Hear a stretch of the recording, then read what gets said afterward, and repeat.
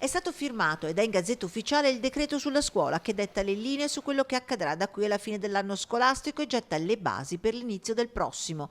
Decreto che dovrebbe fare un po' di chiarezza, ma che ancora lascia molti dubbi a chi la scuola poi la deve organizzare, ovvero dirigenti scolastici e presidi. Il decreto traccia una possibile via da qui a settembre, ma come diceva, senza le ordinanze sarà ben difficile per le scuole capire come organizzarsi.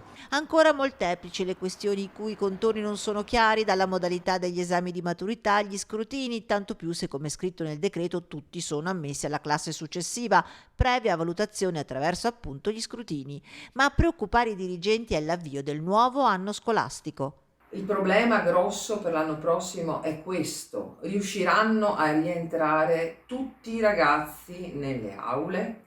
Quanti danno luogo ad assembramento anche in un'ipotetica fase 2 o 3? Si dovrà ricorrere a turnazioni della didattica in presenza?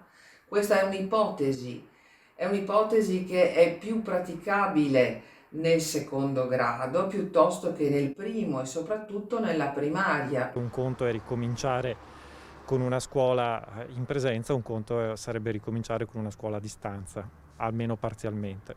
E ancora, quale sarà la data ipotetica di inizio anno? Come organizzare il recupero di quanto non fatto in questo anno scolastico? Come organizzare le classi?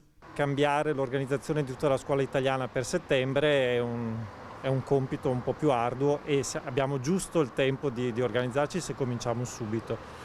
E quindi Quindi invito a fare le ordinanze rapidamente. sì, decisamente sì.